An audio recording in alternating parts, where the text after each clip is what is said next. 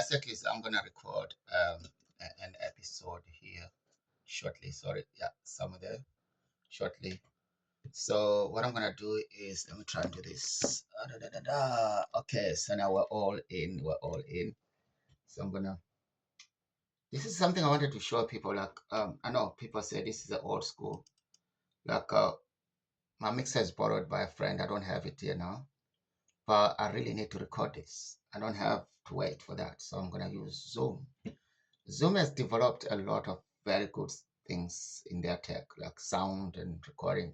So it's no longer like people always think, oh, Zoom was bad sound. No, they set up because there's a high, I would say maybe computation between techs. Like everybody wants to do a better podcast, sounding, all that stuff. So Zoom is part of those techs as well. So I like it. It sounds good. It's not top class, but this is like a very good backup if you really need to record something right now, immediately, and get it edited to some time. I'll use Audacity, and then yeah, you get it. So I'm gonna click here. Don't know if you can see that zoom on. So I don't need to have people, it's just me, and I'm gonna start. So today, actually, the episode I'm not doing a full episode, but I'm just gonna do like updating people on the podcast because it's been almost over a month since I had a episode out, which means it's not good. It's supposed to be like every 2 weeks, 3 weeks max, to get people to listen to it. So it has to be out today because otherwise it doesn't look good. So okay, let's start with this one. I'm gonna press start because to find recording is a bit tricky. So I'm not gonna say anything until I find the record thing. Then I'll do it. But for now, I'm just going to wait until I get the recording. Then once the recording is on, then I'll start talking, introduce myself, then, yeah, talk about what I want to talk about today. Okay, let's go.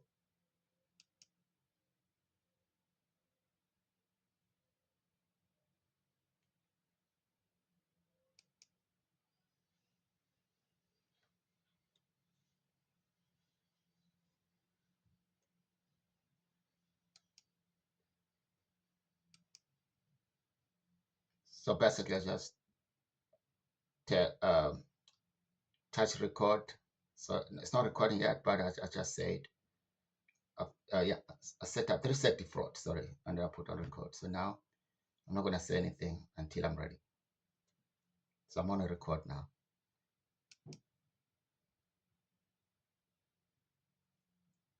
Hello, everyone. Welcome to Sakluma Podcast. We Talk. It's Nico here, and I'm so excited to be back on the podcast. It's been a while. Yes, I've been busy, and as well, there's summertime, lots of things happening, and we had a few supposed to do another 2 interviews, but unfortunately, my guests they get caught up on something, so that's why there was a delay. And now we're here. We're back.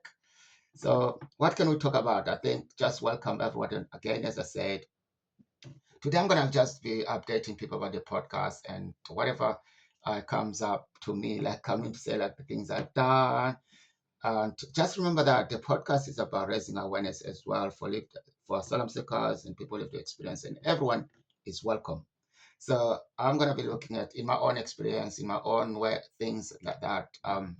The things that can encourage other people as well. I'm not an expert on anything, but I'm an expert of myself. The things I do, the things keep me going, the things motivate me, and the things that make me talk to the podcast. And yeah, let's begin. So yes, this month has been wonderful, great month. Not really great. I'll say I've been looking for work since in January. It's hard to get the job out there. It's hard. It's hard. And I noticed that beginning of the year that it's not going to be easy because um, my education is not up to date. Some of us who left our countries in a very, very young age, done very little for schooling and stuff like that. And most of the things I educated myself or learning skills from projects and, stuff like that. So it's not really good for employers when they look at your CV. And the other thing is the gap from the length of time I've been waiting for my papers in the Home Office, over 10 years, almost. Imagine that. Volunteering, keep myself busy, get myself creative, and stuff like that. But I was behind with education. I was behind with education because it it's not been long that asylum seekers started to be allowed to study. Maybe it's been like 5, 6, 7 years now. You know what I mean? But that time I was also on and off homeless, not homeless. Was my head was not prepared for it. You know what I mean? So, and that's another thing. I'm sure there's lots of people because this is not only me. And again, just to be clear, every case is different. I'm not talking about everyone here. I'm talking about myself. And I know that every case is different. And in that case, let's focus on myself. Okay. So yes, I noticed that there was a need for me to do education. To want to look at my CV, very smart, very good things, but no education in it.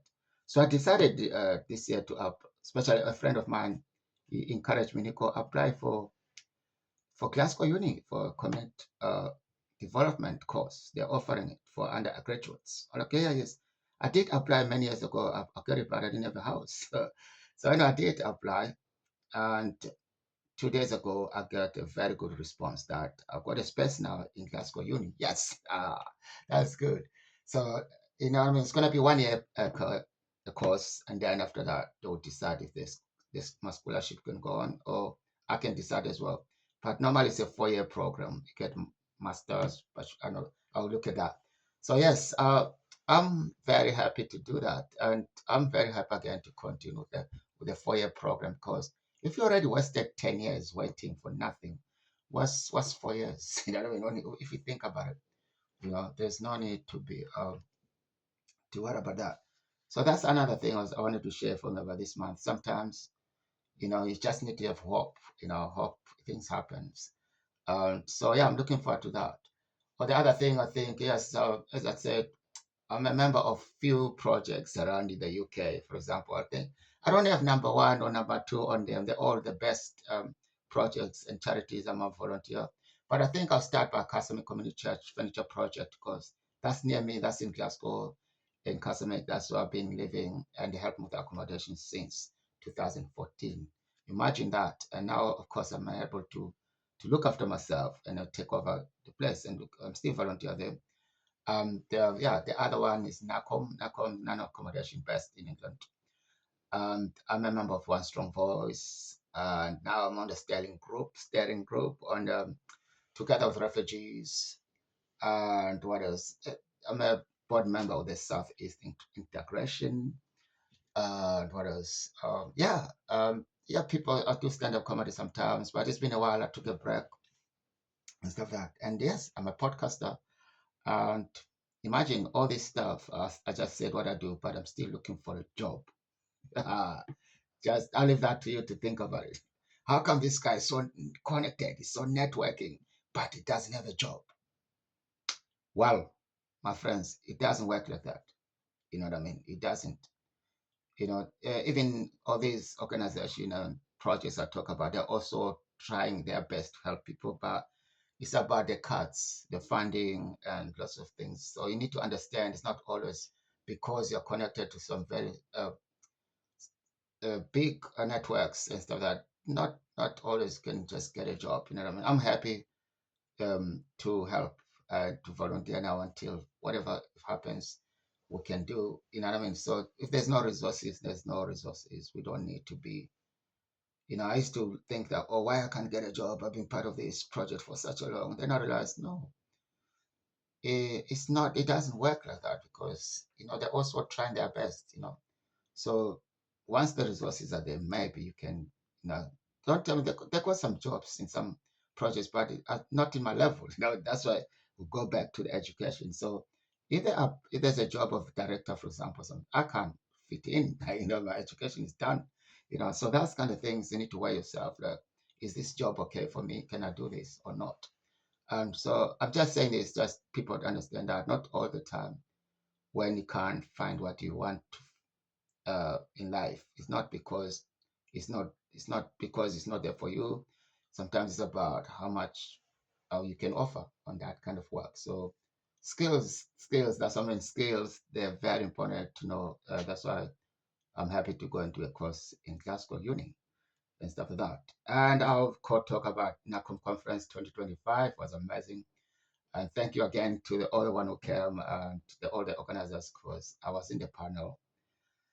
and other panelists are very, very amazing people. It was. I want to be honest. Sometimes it's nerve wracking if you're not, if you're in the panel, you're not well 100% organized. But I think I was happy to be there and share what all my views and as well, and I mean listen to other people and to see all these lots of love networks coming together and actually trying to actually fight for the policies and human rights and create a space for safe for refugees and asylum seekers.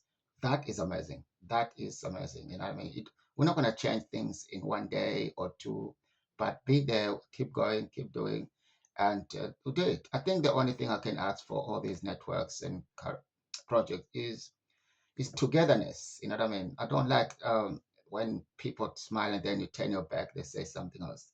You know what I mean? Not in the bad way, not gossiping. I mean, like say, yeah, you preach and do what you preach. You know what I mean? Like, yeah, let's see that. That's all I can say. And as well, I think people with lived experience, they need opportunities. You know what I mean? We need to we don't not to take over from project stuff, but feel like you're part of the family, part of the struggle, part of the movement, part of the organization, part of the charity, part of everything is there. You know what I mean? Even as I said earlier on, it's not about give me a job or something. Just be there and make sure we acknowledge each other instead of that. So yeah, I think that's amazing to hear that.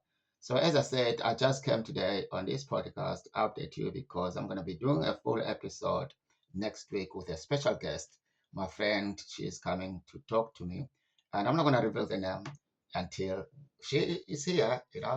So we're gonna be talking, cover a lot of things about her travel to Zimbabwe, climate change, and her work as well. And for myself, I'll be updating people about the things I'm going to be doing in August in the Fringe in Edinburgh.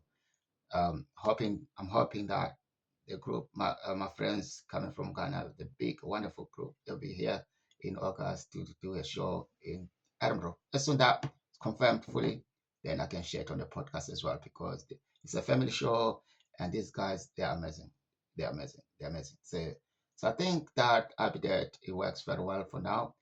And please stay in peace and enjoy the sunshine and share the podcast with your friends and the link and listen to it. As I said, I just came in today to update that. I know we're behind with episode, but we're getting back to the line. So we're back. We're back. So we're gonna back produce episode every 2 weeks.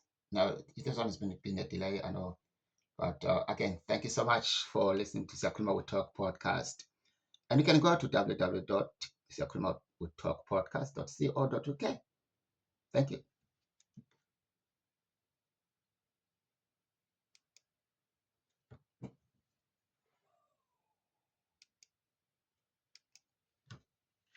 Nice. That's a good one.